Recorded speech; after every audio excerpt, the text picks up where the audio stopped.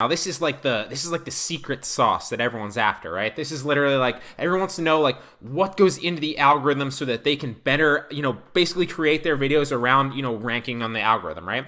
Now, before we get into this, I want to preface this by saying that nobody actually knows exactly what's in the YouTube algorithm and exactly what makes it tick. Obviously, YouTube never releases that to people, and if people did know, that would give them a huge, massive advantage over other channels, so nobody actually knows these things. That said, I feel like this is a great representation of what is most likely in the algorithm and what you should most likely focus on if you want to basically appease the algorithm the best. Now, where is this information coming from? Where am I getting this, right? Am I just making this up? Have I just watched YouTube videos? No. Obviously, this is anecdotal experience over, I've created about 3 channels now because one was a Creative Commons, but I've had 2 channels and I've uploaded almost, probably upwards of 500 videos onto the platform. So this is my own anecdotal experience. Furthermore, I've taken, like I said, about 5 courses now on other YouTubers. So this is exactly what they say. So this is also information from people that I network with that also have, that are also other content creators and also have YouTube channels of their own. We always network. We always give information back and forth. What works for us, what doesn't seem to be working. And then we find, commonalities between everybody that seems to be working. So this is not just speculation. It's exactly my anecdotal experience. It's people that I network with and their experience and their videos and what their videos have shown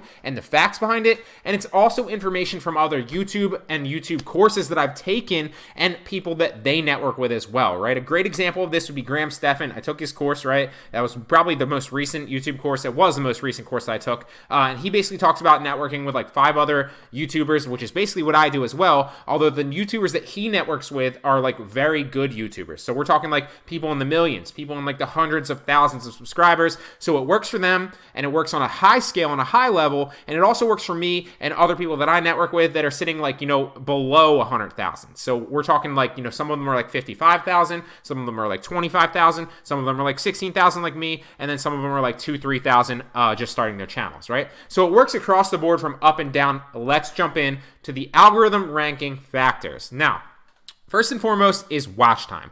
Now, watch time is the accumulation, obviously, of how many minutes and, basically seconds your video is watched overall, right? So somebody comes to your video and they clock 30 seconds, then your video accumulates 30 seconds of watch time, right? Somebody comes to your video and the next person clocks in 2 minutes and 30 seconds. Well, now you have 3 minutes of overall watch time, right? It's a metric that they use to show how long people are watching, and it's obviously a major ranking factor. Now, I have said, and I'm not getting this from anyone else, but longer videos obviously do better most of the time. So that is coming from other people. That's just a known fact.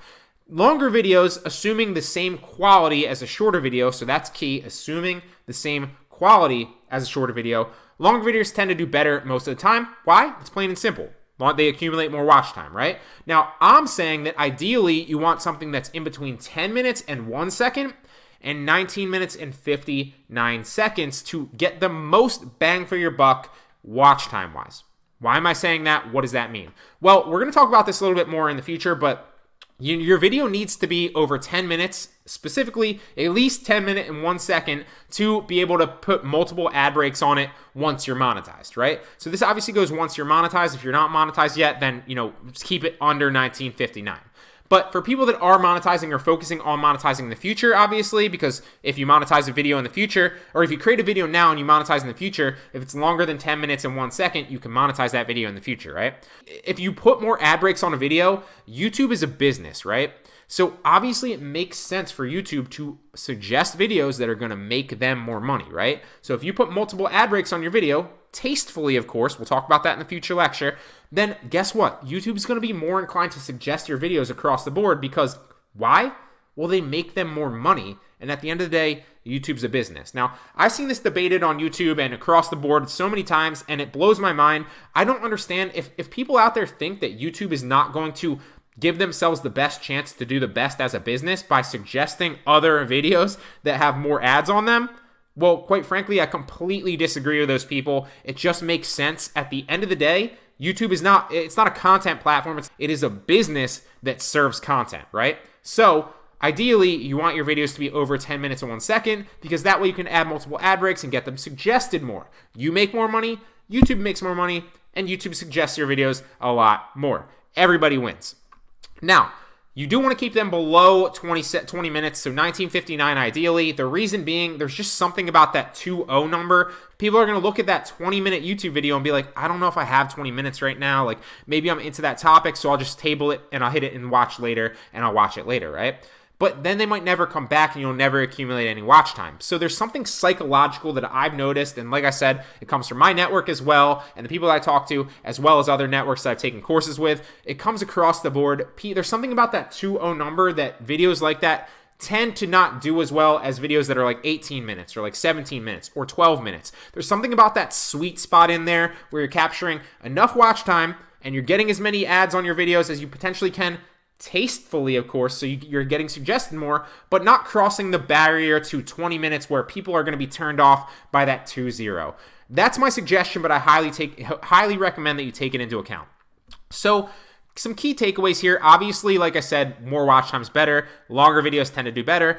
That said, don't make longer videos just for the sake of making longer videos and stretching them longer if you have to. That's probably the worst thing that you can do. Like I said, this is not like an end-all be-all. It's not a prescription. It's just a tool in your tool belt that you can use. Oh, you happen to come up with a topic that you feel like you can make a 12-minute video on. More power to you. That video has a better chance to rank algorithm-wise because you're accumulating more watch time, right? That doesn't mean that you force everything into this tiny box. It's just giving you better ideas and better tools for your tool belt to use. So don't force it and don't sacrifice quality for length, right? So obviously, a 2-minute video, to give you an example, a quality 2-minute video, most people would say, oh, that's not going to accumulate that much watch time, but a very high-quality 2-minute video with an average watch time of 1 minute and 30 seconds will do a lot better than a 20-minute video with an average watch time of a minute or a minute 30 or a minute 40, right? So quality, don't sacrifice length for quality. Obviously, in a nutshell and in a perfect world, if both had the same quality, the longer video would have the potential to accumulate more watch time. Ideally, you want to keep it in between 10 minutes and 19 minutes and 59 seconds, right? So the next algorithm factor that goes into ranking a video is click-through rate. Now, this is super, super important, and one of the best ways to get click-through rate, obviously it's going to be titles and thumbnails, but focusing on your thumbnails is the best way, and I made this mistake literally for like the first 1.5 years to 2 years that I was on YouTube.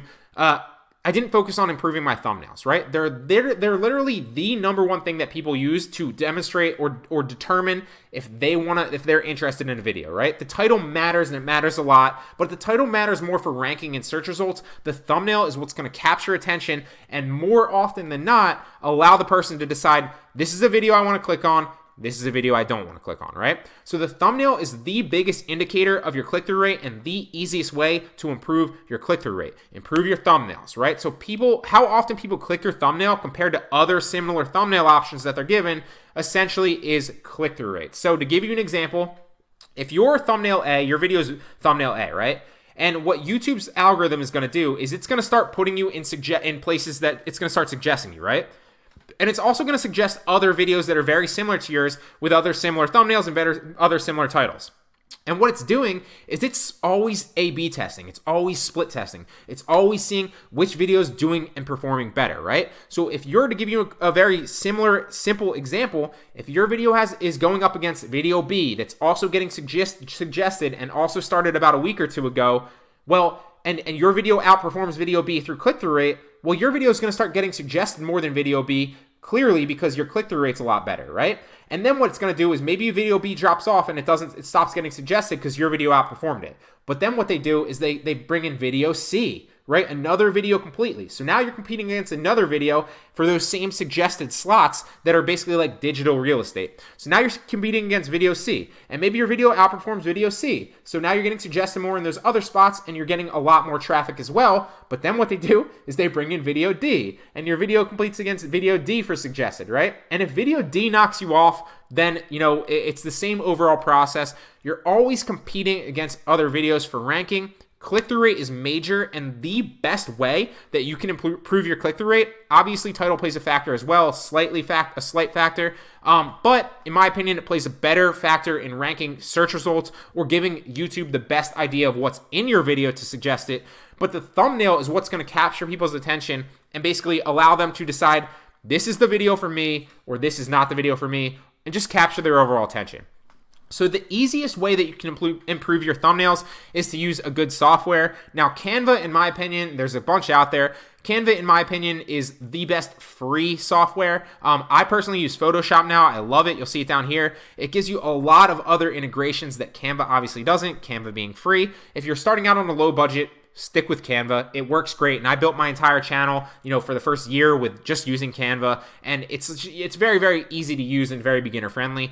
Now, Photoshop's a little bit more advanced, but it gives you so many more features, and you can watch tutorial after tutorial on using Photoshop. So another major ranking factor with the YouTube algorithm is audience retention. Now, audience retention is a major factor. It's basically how long you retain the audience's awareness and how long you can keep them on their video for long. So if you get them started and they leave like 30 seconds in, well, then your audience retention is going to be a lot worse, right? Than if you keep them from 0 to 3 minutes. Then you have a 3-minute on average audience retention. Now, YouTube tracks everybody that's visiting your video, and the longer audience retention, the better your video is going to do metric-wise, and the better it's going to rank in the algorithm. So what you want to do, couple tips, you want to capture your audience's attention right away. You don't want to, I made this mistake so many times when I was first starting out. You don't want to beat around the bush. You don't want to talk about your day. You don't want to talk about, no, you want to give them right away. You want to reinsure their disbeliefs about clicking the video. You want to capture their attention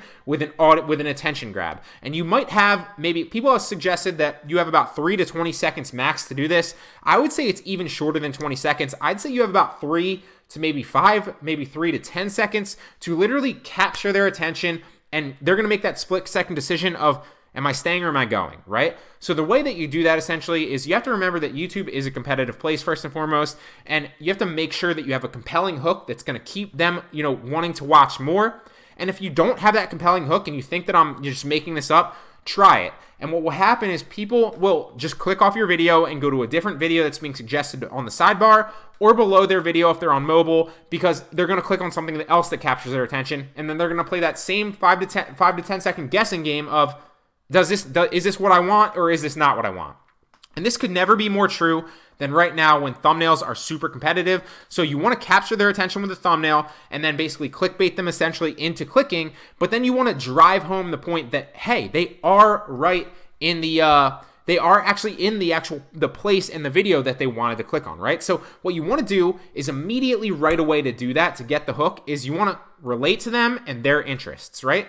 You want to tell them immediately what they're going to get, why they should care about watching, and you want to make sure that you let them know and reiterate that they are indeed in the right place, right? The video that they clicked on and they're expecting is exactly what they're about to be is going to be spoon-fed to them, right? It's exactly what they're getting, exactly what's going to be delivered right to them. So the whole reason being is if somebody clicks on an online arbitrage tutorial video, right? To give you an example, and you start the video out in the first 20 seconds talking about how, you're really excited to get into online arbitrage, but you wanted to make this video an hour later or an hour earlier, but some dude cut you off in traffic and nobody cares. I'm not saying that to be mean. I'm just saying those first 3 to 20 seconds are the most important 3 to 20 seconds of your entire video. People are going to make that split-second decision. Is this valuable video that I'm going to stay and watch, or am I going somewhere else? And you need to make that answer yes for a vast majority of the people that click on it, right? So, like I said, you want to reiterate that they are in the right place. Maybe you hop on the video immediately and you're like, welcome to the online arbitrage tutorial, guys. Today I'm going to, and then you're going to tell them what they get, right? Today I'm going to run you through an exact tutorial of how to use online arbitrage to make $5,000 a month right from your computer. Boom. You're going to tell them what you're going to get, what they're going to get, and why they should care about watching through. That's supposed to be watching, not waving, or what I don't even know what that is, wathing. But that's a great example of an attention grabber right in the beginning. What's going on, guys? Welcome to the online arbitrage tutorial. I'm excited to bring this to you today so that you too can make $5,000 a month right from your computer doing online arbitrage with Amazon. Boom, done. Super fast. They know exactly that, hey, they clicked on the online arbitrage tutorial. They got the online arbitrage tutorial. We're going to run through all that here in a second, so they should continue watching, and you're telling them exactly what they're going to get. $5,000 a month right from their computer doing online arbitrage. That's the outcome, right?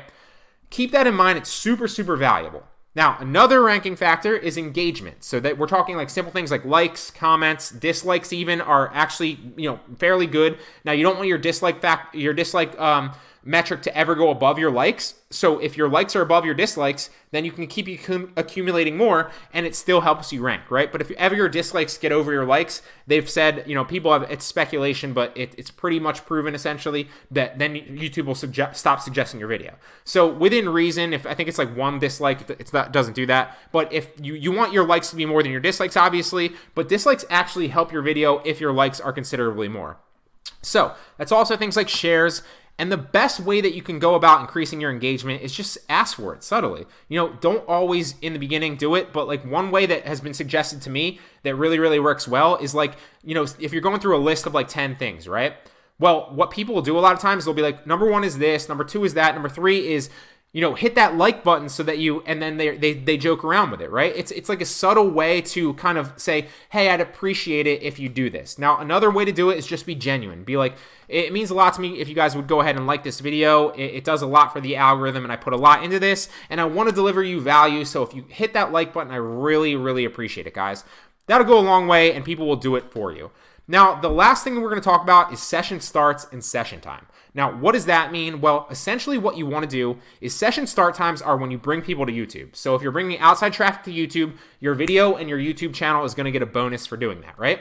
And session time is once you bring them there or they start on one of your videos, how long do you keep them on YouTube overall? So most people do this, and you'll see this across the board, and it's something that you're going to be doing as well, and I do it as well. So you're going to suggest them outside links like your YouTube, like your Udemy courses or your website or anything like that, your email list, right? Capture them on a landing page. And that's okay. You can do that from time to time, but the whole key here, and YouTube has said this before, we're going to talk about it here in a second, is YouTube rewards channels that keep viewers watching longer, right? So if you can increase your session start times and you can increase your session time, it's going to be a major factor in ranking for the algorithm. So you want to bring people to YouTube and keep them there. I put a period there for emphasis. Bring people to YouTube and keep them there. That will give you a major boost on that specific video and your channel overall. Now, that doesn't mean that you can't link off YouTube. I do it. Everybody does it. But just keep this in mind. Like I said, it's just a tool to your tool belt. So it has been suggested that less links are better. Now, that makes sense for a number of reasons, whether YouTube literally scans through the video and sees, oh, this video has 20 outside links, so we're going to suggest it less, or this video only has 2, so it's not that bad. What it does make sense for is regardless of if they scan through, less links means more chance for somebody to click off YouTube. So a way that you can do this, you first and foremost want to make the links that you're suggesting off YouTube count. So you don't want to just suggest a bunch of affiliate links. I used to make this mistake.